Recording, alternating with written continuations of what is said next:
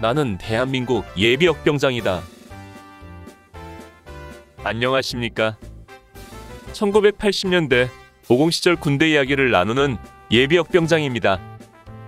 오늘도 저의 옛날 군대 이야기와 함께 추억여행 떠나시죠. 나의 일병 시절 216번째 이야기. 경제군대.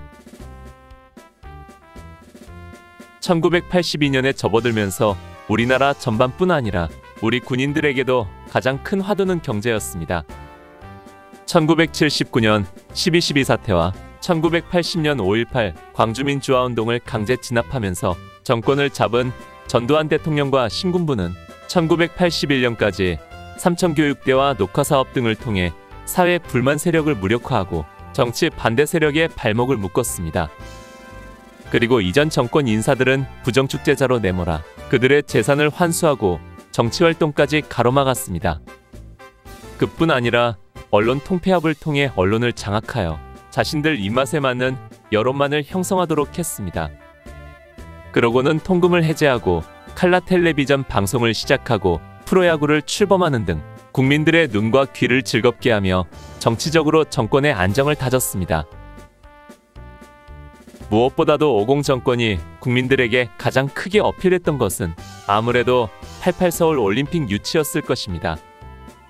우리가 국군이 날 행사 연습을 마무리했던 1981년 9월 30일 독일의 바덴바덴에서 들려온 쾌거에 온 국민은 환호했고 자부심을 가지기에 충분했습니다. 사마란치 IOC 위원장의 세울 외치는 동영상은 심심치 않게 TV를 통해 방송되었고 그때마다 우리들은 그 감격을 다시금 느끼곤 했었습니다. 이렇게 정치적으로 안정을 다진 50 정권이 1982년에 접어들면서 들고 나온 것이 바로 경제성장입니다. 경제에는 거의 문외한이나 다름없는 군인 출신 전두환 대통령이 경제성장을 위해 택한 방법은 경제 전문가에게 경제에 대한 모든 것을 맡기는 것이었습니다. 이를 위해 김재익 박사를 청와대 경제수석에 임명하면서 경제에 관해서는 당신이 대통령이라는 말을 했다 해서 김재익 수석이 경제대통령이라는 말이 돌았습니다.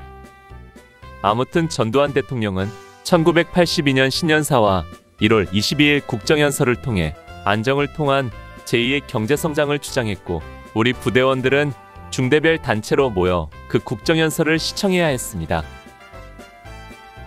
이날은 제179회 보급경제 확인감독의 날이었고 우리는 더욱 매서운 인사계의 눈총 아래 보급품 검열과 정비를 해야 했습니다. 사실 그 당시 우리 졸병들은 거의 모든 피복류를 꿰매 입고 있었습니다. 양말이나 속옷뿐 아니라 전투복과 통일화라고 부르는 천으로 된 군화까지 거의 낡은 부분을 바늘로 꿰매서 착용하고 있었던 것입니다. 그런 상황이니 사실 우리가 더 절약할 것은 그리 많지 않았습니다. 그럼에도 이후부터 정원교육의 주제는 거의가 경제였습니다. 경제군대라는 말이 구호처럼 들려오고 군인들도 보급품 절약과 효율적 사용으로 경제성장에 도움이 되어야 한다는 교육을 받았습니다. 국가 경제의 가장 큰 소비 집단인 군대가 가장 먼저 모범을 보여야 한다는 것입니다. 사실 보급품 사정이 가장 열악한 우리 같은 소총중대에서 더 아낄 수 있는 것은 거의 없었지만 그래도 매주 수요일 정원교육은 어김없이 경제교육이 이어졌습니다. 우리가 경제의 노이로제에서 잠시 벗어날 수 있었던 것은 바로 혹한기 동계훈련이었습니다.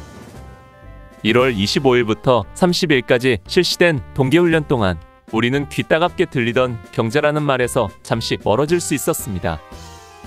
그러나 이것도 잠시 훈련을 마치고 부대로 복귀하자 또다시 우리는 경제의 프레임에 갇히게 되었습니다.